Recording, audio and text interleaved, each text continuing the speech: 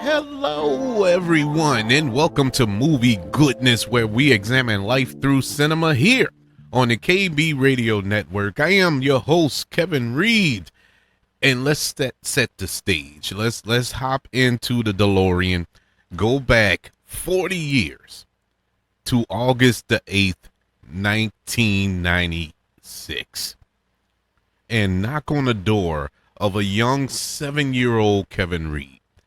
Ask him to come outside, take him to a movie theater, and look at the marquee and ask him, what do you want to go see?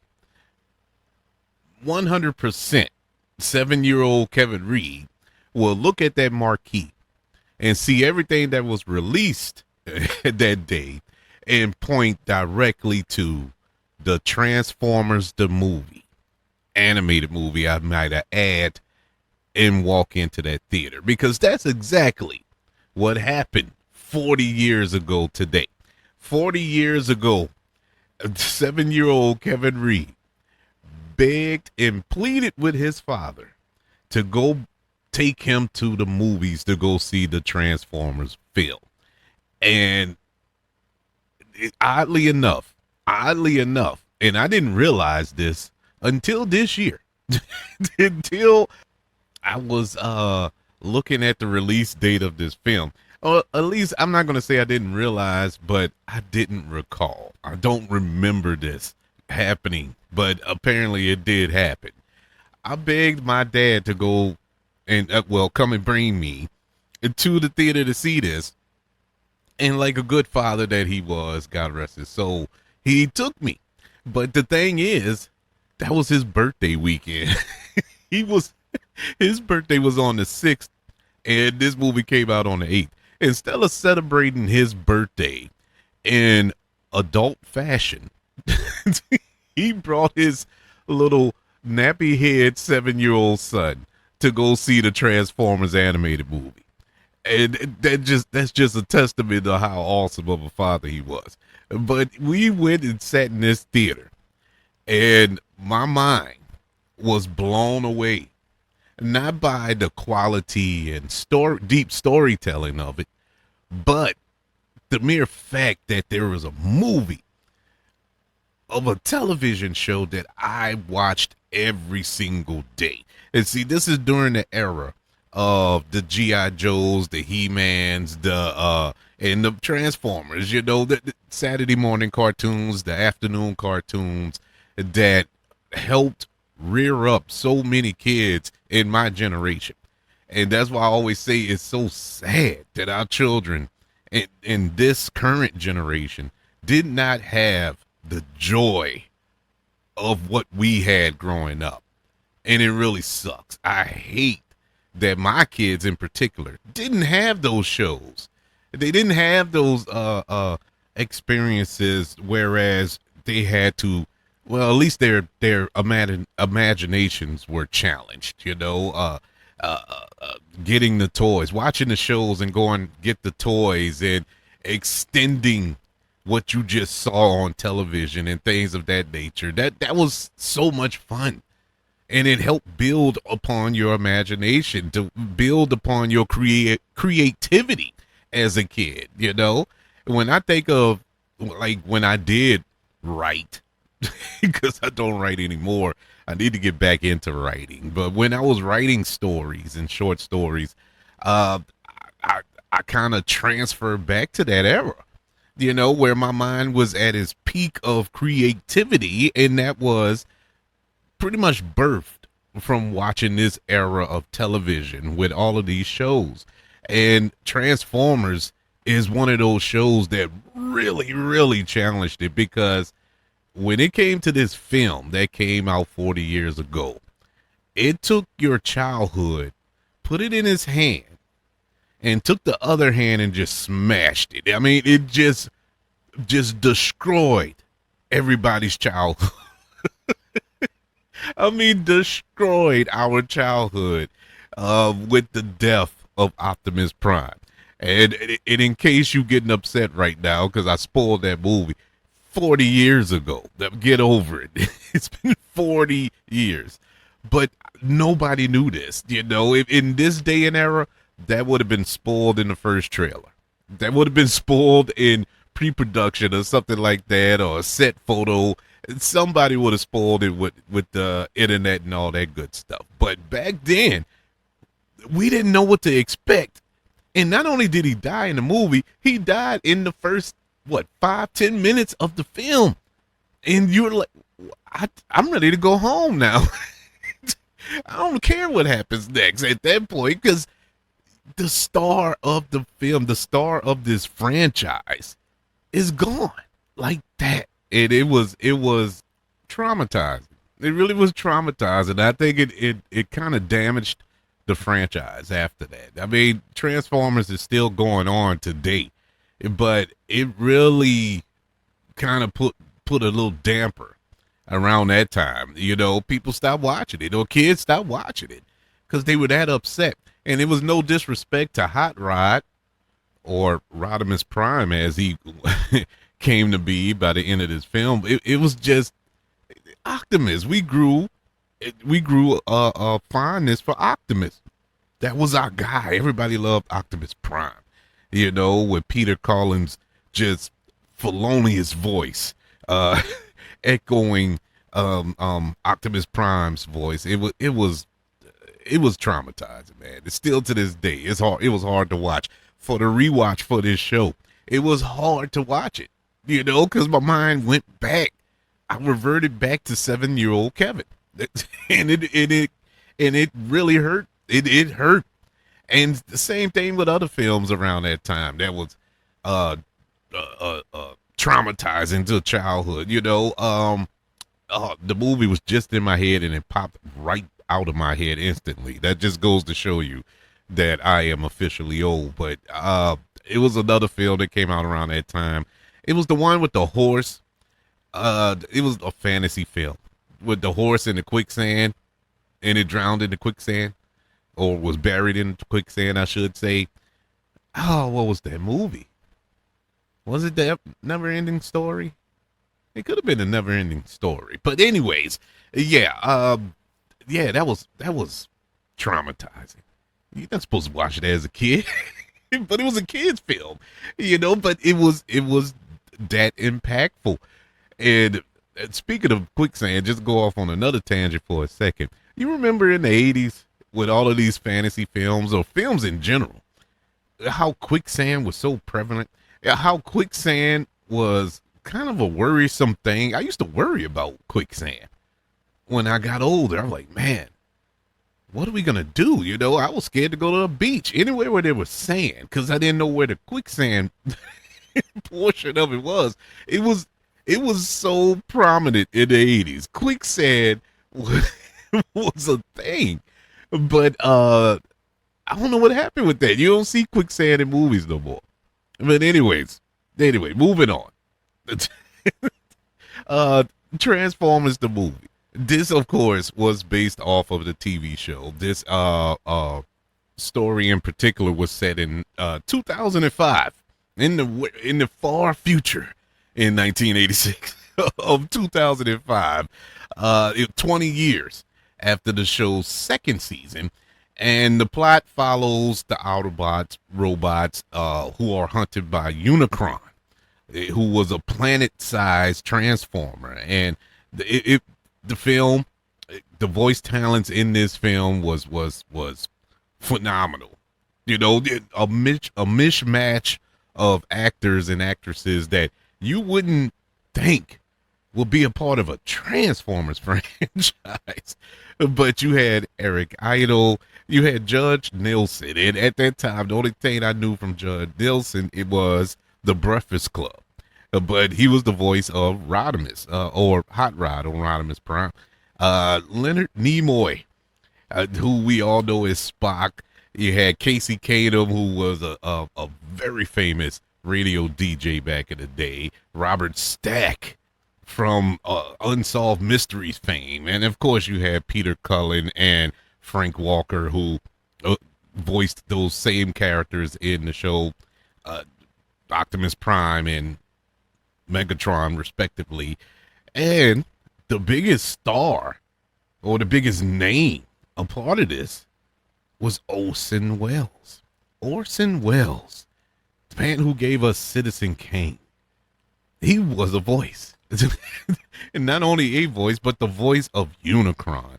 And boy, that was a haunting voice he gave for this character. I mean, spooky as all get out. That was perfect for me. That was like I don't know if they could have picked anybody better for that. Unfortunately, 12 months before or 10 months before the film came out, Orson Welles passed away. So this was officially his final performance of Unicron in the Transformers the movie, which is weird. It not no disrespect to the Transformers the movie, but this was a man who a lot of people considered as a genius or one of the great innovators in film. With Citizen Kane, a film that changed the way movies were made in Hollywood, the way you approached films in Hollywood, and this was his final gift to everybody, was the Transformers the movie. And I'm trying to say it in a way that's not disrespectful to anything, nothing a part of this, because I loved his performance in this, and it did nothing but elevate this film.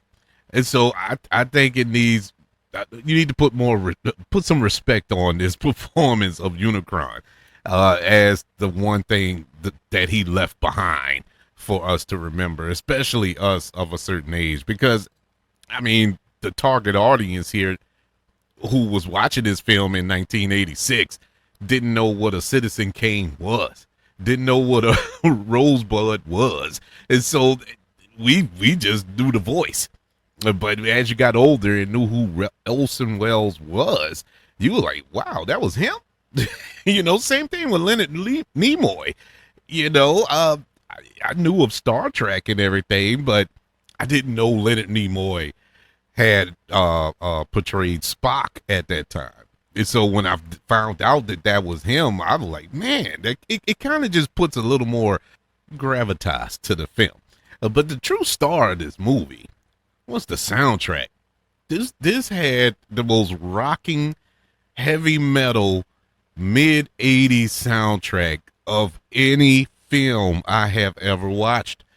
This soundtrack was booming. I've been listening to it for like a week since I decided to do this show. I'm just listening to it, and I'm not a heavy metal guy. I'm not a rock guy, but I listen to all genres of film, so I can stand it, man. But this was a booming soundtrack to go with this booming movie.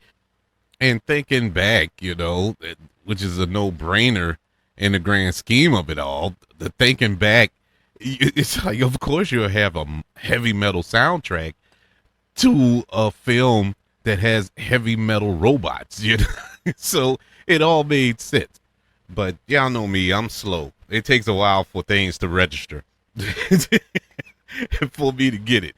And so it took me 40 years before I could get an understanding of that. I mean, you couldn't have Run DMC providing the soundtrack for the Transformers the movie. But anywho's, we pick up in the film, they're on Cybertron and there's the battle. We're thrust right into it. Now, I don't know, because I was trying to do a little research and trying to find, what was the genesis of this film, and was this supposed to be season 3, or this was always the plan? But it felt like it started off like a continuation of season 2. I mean, we're thrust right into the action. The battle is, of course, going on. The Decepticons, they conquered Cybertron, and the Autobots, they are, operating from the moon of Cybertron, and they're preparing for a counter offense. And so Optimus Prime, he sends the shuttles to Autobot City on Earth for supplies, and that was also another thing. Now, you have to think about this movie in the sense of, in the sense of 80s logic, as opposed to, common sense or reality. Whereas Cybertron is like directly next to Earth by their logic. That's the way they made it seem, Oh, just go get it's at the corner store. Go get supplies from Autobot City on Earth. And so it's one of those suspend disbelief things, and there's a lot of them. Plus, it's a cartoon, so there's all that. But anyways, I'm breaking it down. 47-year-old Kevin. Now it's 7-year-old Kevin. This is a completely different review. They go to get the surprise, and immediately they're discovered. The Decepticons discovered their plan, and they kill the Autobots. They kill, I think it was Ratchet, Ironhide, it was somebody else, but they died. And so immediately I'm like, wait, this ain't like the cartoon. they are legit dying here, and so the stakes are a little higher. They're going more grander in this film, and that was more in the effort to kind of set you up to what you have in store for you, well, what they have in store for you in a few minutes in this movie. And so, okay, we get to Autobot City. Hot Rod, he's there with Daniel, who is the son of Spike, and in the cartoon, Spike was a kid. So we get to the movie, and he's grown up now. Like I say, it's been 20 years, and so he's grown up, and he has a son of his own. I was confused. This was the first moment I was confused watching this movie as a kid. I'm like, wait, so this is Spike? No, this is Daniel. But this is Daniel is Spike's son. Wait, he had a son? I didn't know.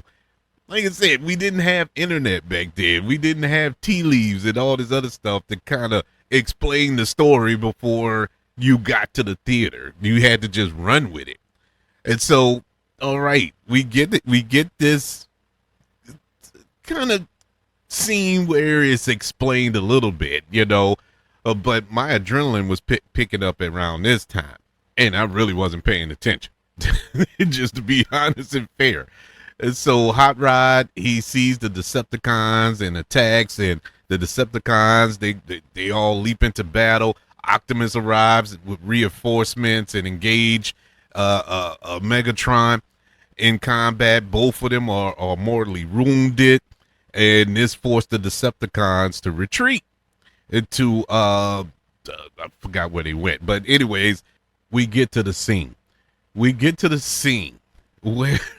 Where Optimus Prime, Optimus Prime has been shot before on the show. He's been beaten to a pulp before on the show. But this wound was different. This was so different. To the point to whereas he was changing colors.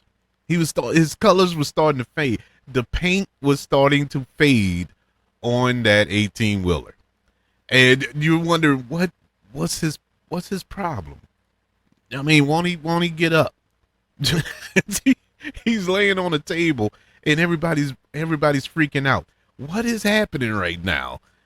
And he opens up his chest. He gives the matrix of leadership to Ultra Magnus, and he tells him that the power of the light, at least its power, will light the Autobots' darkest hour. And then he dies.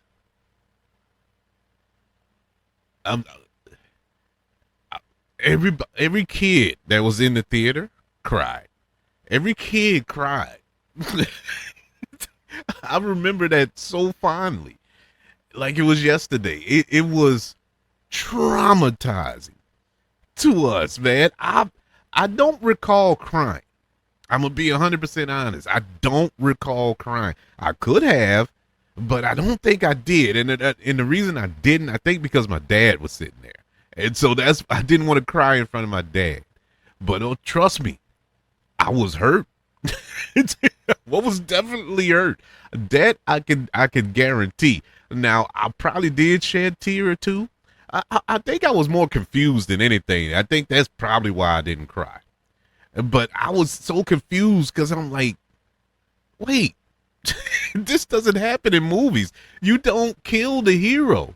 You don't go see Die Hard and Bruce Willis dies 5 minutes into the movie. And the rest of the movie is supposed to play out. No, who wants to watch that? Who does that? And so it didn't make sense.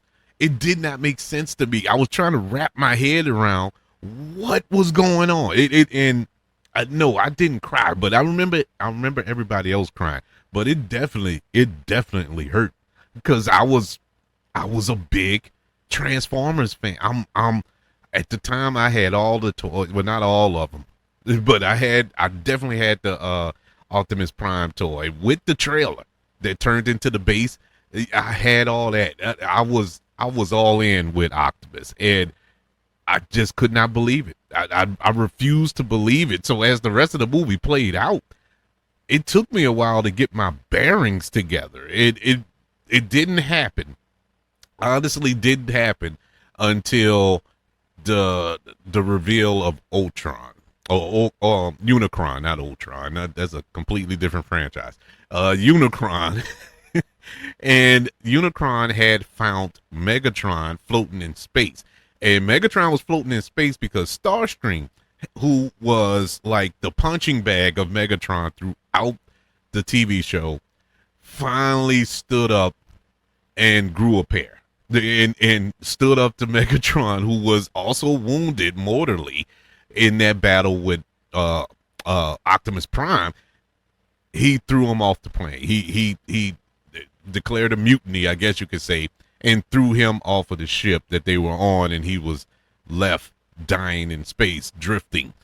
And Unicron frowned and offered him a chance of life because he was dead. He was good as dead.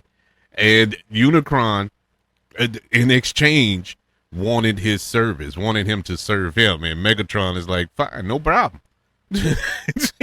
No problem. Didn't die. And he starts to kill Megatron. And he's like, no. No, I'm good. I'm gonna serve you. I'll serve you. And he started the transformation. And this is where I got locked back in the film, because this was the coldest scene when Megatron exchanged his body to a new body to become Galvatron. And Galvatron was such a sleeker, cooler design than Megatron. And he was actually more frightening in this new version of himself. And his mission was to go and get the Matrix of Leadership, who is currently being possessed by Ultra Magnus. So that's where the movie starts to pick back up. And it wasn't a long gap between those moments there.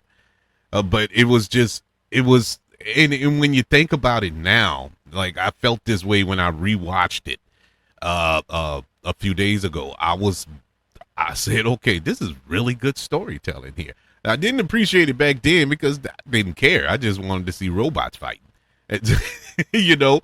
But now I appreciate the storytelling there because you have the death of one character and the rebirth of another. Really, the death of two. You had the death of Optimus Prime and you had the death of Megatron. And Megatron, he was reborn into Galvatron. I know that sounds crazy, but you get the gist. But it was actually some good storytelling there in those moments. So now we get to a portion of the film where it kind of it goes off the rails a little bit for me. You know, when you have the gearhead things, you had the Dinobots, and I never was a Dinobot guy. I did not like the Dinobots. And it's nothing that they were doing that was upsetting. It was just, for me, logically, it was stupid. Why would you have Dinobots? You know, why would you have robot dinosaurs or robots that transform into dinosaurs? You're not disguising nothing. You're still metal. So in my mind, and this is me at 7, in my mind, I'm like, this is stupid. And I still feel that way to this day. That is dumb. I did not like, but I get it for the toys aspect of it all, for the business aspect of it all over there at Hasbro, or is it Hasbro? Yeah, they were just looking to sell toys, but it just did not logically make sense. And with the Junkrons or Junkatrons or whatever they were called, didn't like that either. It was like, y'all just trying to make more toys or sell more toys. Those characters really held no bearing on the movie. So we get to the point where Galvatron has found them, and he starts to attack the remaining Autobots. Ultra Magnus is trying to open up the matrix of leadership because he thinks this is their darkest hour. No, he couldn't open it up. He couldn't open it, and they continue fighting. Eventually, the planet that they were on, Unicron, arrives. And Unicron is already like a planet, but he's more like a moon, a small moon, scale-wise, but still a giant transformer. And he can transform, and he transformed into this big old robot. I mean, bruh, this was gangsta. I'm like, how? On God's green earth, or outer space, God's green outer space. How are they going to vanquish this villain? He's too big. He's too big. But anywho's, one thing leads to another. Galvatron gets the matrix of leadership from Ultra Magnus. And so instead of having this and handing it over to his new master, Unicron, he threatens Unicron with it. He in typical Megatron fashion, he wants Unicron to do his bidding now that he has the matrix of leadership. And so this is when he transformed, I believe. This is when Unicron said, "Oh, you think you must don't know who you messing with." So he transforms into the big old giant humanoid version of himself, and he just decimates Cybertron, destroys Cyber. I mean, it wasn't even about eating it. He just wrecked it. Like, oh, you playing with me? No problem. So Galvatron, he went to attack him, and Unicron swallowed him and the Matrix.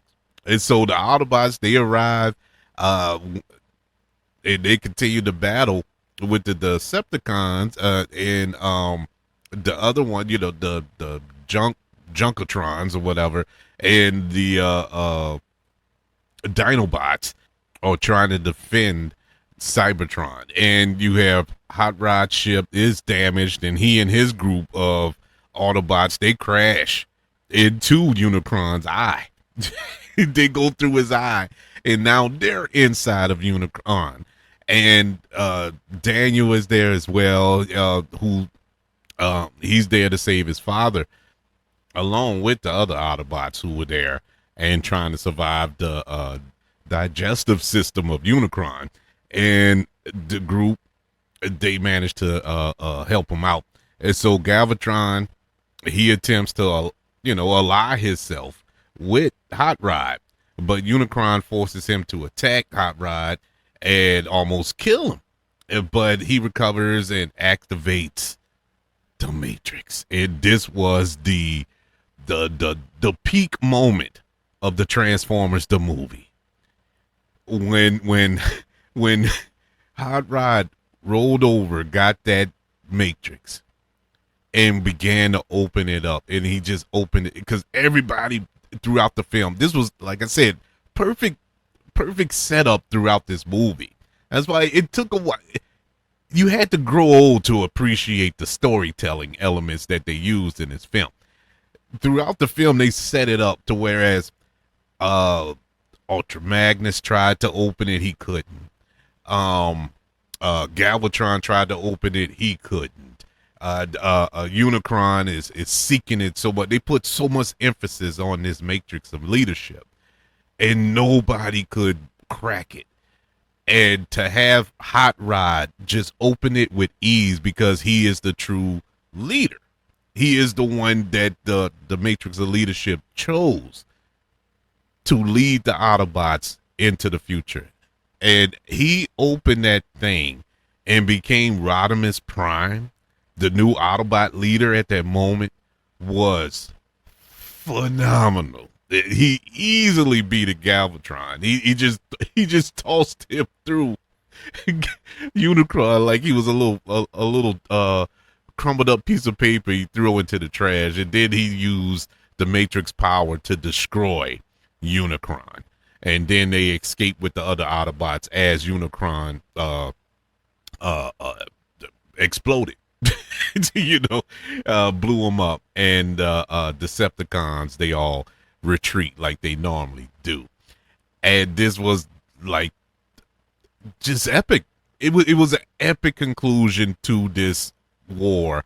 And then as the movie is going off, this is post-credit scenes in films. We got a post-credit scene at the very end of the movie when you see the severed head of Unicron orbiting Cybertron, and the movie cuts to black. This movie was phenomenal, man. I still get joys. Is it the greatest animated film of all time? No. Is the artwork a little rough? Yes, it was 1986.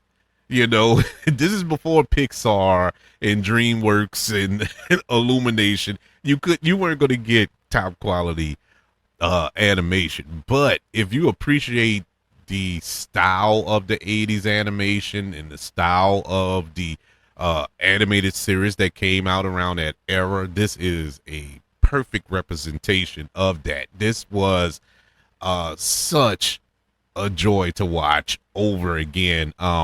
Not so much a joy in 1986 for a child, but it's definitely a joy to revisit and to go down this nostalgic road and conjure up all of these memories you have of playing with your Transformers and playing with your G.I. Joes and having a crossover in your own living room or in your bedroom or wherever you played with those toys. It's something that you didn't get from the Michael Bay Transformers films. You just didn't get that. And as much as the live action films have their charm, it pales in comparisons to me to the Transformers the movies. 40 years later, it's still a joy to watch. But now I believe in September they're doing a re-release of the film in theaters. It's called the Apology Tour. That's legit. They're doing the Apology Tour, and it's supposed to be extra scenes, deleted scenes, and it's going to be like an apology tour. To whereas, I guess they're going to apologize for the Optimus of it all. It took them 40 years, but they're finally going to apologize to everybody for ruining their childhood. So big ups to them for that. I appreciate that. Does it go back and erase all the trauma I deal with? No, but hey, it helps. It's a step. It is a step. I plan to go see it because I want to see the new footage. I want to see what does it change the movie any? What kind of changes are they going to make? To be honest with you, I don't want to see Optimus in. I don't want to see him resurrect Optimus Prime in the film, even though I feel that's probably what they're going to do. But the movie needed that, to be honest with you, to elevate Hot Rod to become Rodimus Prime. Without that, there is no movie, you know. So I really hope they don't touch that. And so just leave it be. Leave it be. But we'll see. I forgot the date, but I know it's in September. But what I want to learn, I want to know honestly, if you're around my age, if you grew up in the '80s and you went and saw this movie, if you watched the animated show, did you feel the same way I felt? Were you as traumatized as I was as a youngster? Did it break your heart when Optimus Prime passed away in that film? And what was your favorite? Who was your favorite Autobot? Who was your favorite Decepticon? I would love to know. And do you think that the live action films, this is my last question. I know that's a lot. I don't think the ACTs have this many questions. But do you ever think that live action films will ever capture what the animated TV show or this movie gave us? I would love to know that, because I don't think so. The closest one you got to it was Bumblebee. That was the closest you got to it. But all the rest, no. I don't know if they can do it, because it's well, anyway, that's a whole nother show. That's a whole nother show. I'm just curious. I'm curious. Do you think that we'll ever get a live action version that can have that same charm, that same nostalgic throwback feel that we got back in the day? Subscribe to the kbradionetwork.com website, where you can be notified of all new episodes and go back and listen to previous episodes here on the site. Also, don't forget about the KB Radio Network channel on YouTube. Subscribe to the YouTube channel and like this video while you're there. Don't forget about the 5 stars, the reviews, and sharing this show. If you're listening on Apple Podcasts, Spotify, iHeartRadio, wherever you are currently listening to movie goodness here on the KB Radio Network. Everybody, thank you for joining me for this retro throwback review of the 40-year anniversary to the Transformers, the movie. Oh, man, it felt so good to watch it again. I'm not gonna lie. It's been so long since I watched that movie. And I had the DVD just somewhere. I don't know where it's at. But I found it. I found where I could watch it. I watched it again, and man, it felt good to go back in time. I want you all to know that I love you. Continue to love everyone, and until we speak again, you all be blessed.